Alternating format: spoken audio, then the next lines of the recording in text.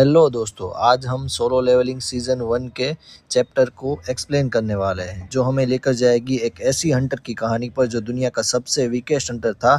लेकिन किसी को आगे जाकर पता नहीं था कि वो फ्यूचर में दुनिया का सबसे पावरफुल हंटर बनने वाला था। इस चैप्टर की शुरुआत करने से पहले हम समझते हैं कि हंटर और गेट्स क्या होते हैं। 10 साल पहले कई अलग अलग जगहों पर काफी सारे गेट ओपन होते हैं। हर गेट के उस तरफ अजीबोगरीब जीव भरे हुए थे जिन्हें जादुई दानव कहा जाने लगा। और फिर उनके बाद सामने आते हैं हंटर्स, और जो लोग इन दानवों से लड़ने के लिए खुद को काबिल बना पाए उन्हें हंटर कहा जाने लगा।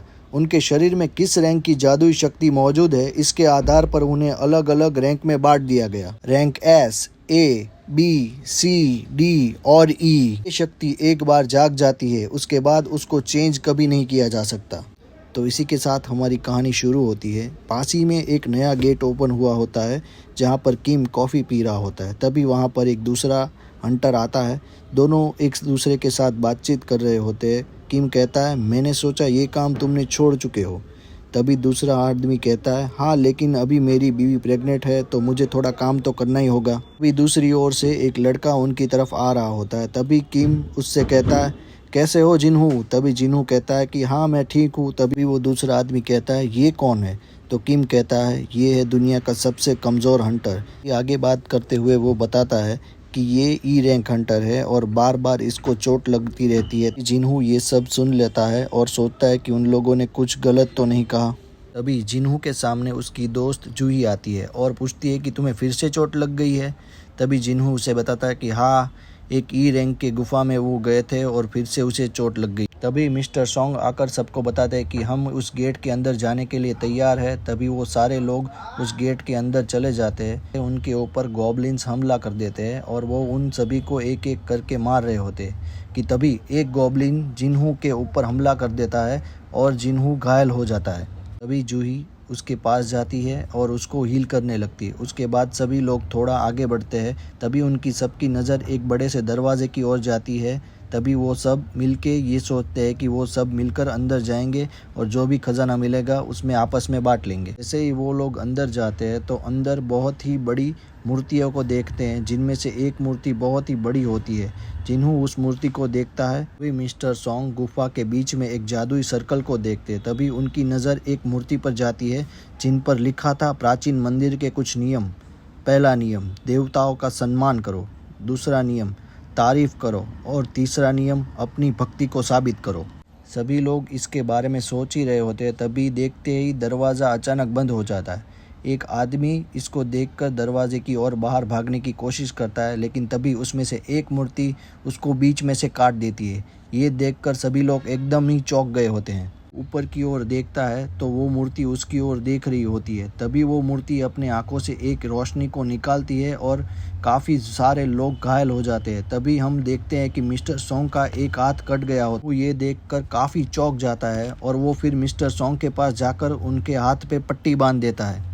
जूही ये सब देखकर काफ़ी घबरा जाती है और रोने लगती है। तभी जिन्हू उस मूर्ति पर लिखे नियम को देखता है और कहता है कि देवताओं का सम्मान करो, और ज़ोर से चिल्ला कर कहता है, सभी लोग अपना सिर झुकाओ।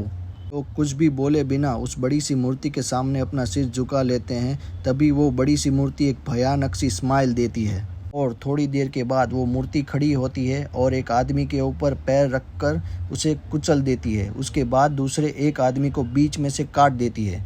ये सब देखकर जिन्हू जूही को लेकर भागने लगता है। तभी एक आदमी अचानक एक मूर्ति के आगे जाकर खड़ा हो जाता है। वो मूर्ति उसके हाथ में लगा इंस्ट्रूमेंट बजाने लगती है और वो जो बड़ी मूर्ति थी वो उसे छोड़ देती है। तभी जिन्हू समझ जाता है और वो सभी को कहता है, दूसरा नियम, उसकी तारीफ करो। वो जो भी मूर्ति है जिनके हाथ में इंस्ट्रूमेंट है उनके सामने जाकर खड़े हो जाओ। वो सभी उन मूर्तियों के सामने भागने लगते हैं। जिन्हू भी जूही को लेकर भाग रहा होता है। तभी जूही को एक मूर्ति के आगे खड़ा करके वो दूसरी मूर्ति की ओर जा रहा होता है। तभी अचानक वो दूसरी बड़ी मूर्ति उसके ऊपर हमला करती है। जिन्हू काफ़ी स्पीड से भागता है। मूर्ति का पैर जिन्हू के ऊपर पड़ने ही वाला होता है। तभी वो छलांग लगाता है और वो इंस्ट्रूमेंट वाली मूर्ति गाने लगती है। वो बड़ी मूर्ति एकदम से रुक जाती है, लेकिन तभी जूही जोर से चिल्लाती है और तभी हम देखते हैं कि जिन्हू का एक पैर कट गया होता है। ये देखकर जूही रोने लगती है और वो मूर्ति रुक जाती है। अचानक गुफा के बीच में कुछ ऊपर आता है।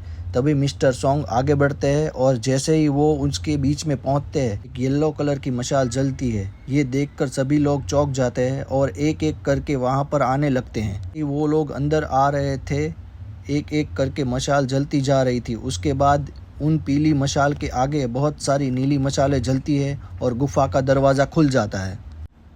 ये देखकर सभी लोग चौंक गए थे। एक एक करके नीली मशालें बुझती जा रही होती है और पास में खड़े जो भी बड़ी बड़ी मूर्ति थी वो उनके पास आने लगती है। मूर्तियों को पास आते देख कई सारे लोग घबरा जाते हैं और दरवाजे से बाहर निकल जाते। जितने लोग बाहर जा रहे थे उतनी ही येलो मशाल बुझती जा रही थी। अब सिर्फ जूही, मिस्टर सॉन्ग और जिन्हू ही वहाँ पर बचे हुए होते हैं। तभी जिन्हू कहता है, मिस्टर सॉन्ग आप जूही को लेकर यहाँ से चले जाइए। तभी जूही रोने लगती है, वो मना करती है, मगर मिस्टर सॉन्ग ये बात समझ जाते हैं और जूही को लेकर दरवाजे से बाहर चले जाते हैं। अब जिन्हू अपने साइड में रखी हुई तलवार को अपने हाथ में लेता है और कहता है, मैं अकेला नहीं मरूंगा। तभी वो सभी मूर्तियां एक एक करके जिन्हू पर हमला कर देती है। यहाँ पे जिन्हू काफ़ी घायल हो चुका होता है और उसके पूरे शरीर में से खून बह रहा होता है। जिन्हू अपने मन में सोचता है, क्या यही मेरा अंत है। तभी वो कहता है, काश मुझे एक और मौका मिलता। तभी उसके सामने एक स्क्रीन आती है। उसके ऊपर लिखा था, क्या तुम एक प्लेयर बनने के लिए तैयार हो, यस और नो। जिन्हू ये बस देख ही रहा होता है और एक बड़ी सी मूर्ति उसके ऊपर वार करती है और पूरी गुफा में पीले कलर की रोशनी छा जाती है। यहीं पे दोस्तों हमारा ये एपिसोड ख़त्म होता है। तो दोस्तों आपको क्या लगता है कि आगे क्या होगा, क्या जिन्हू बच पाएगा या नहीं? अगले एपिसोड को देखने के लिए हमारी चैनल को सब्सक्राइब करें। तो मिलते हैं दोस्तों नए एडवेंचर और रोमांचक एपिसोड के साथ।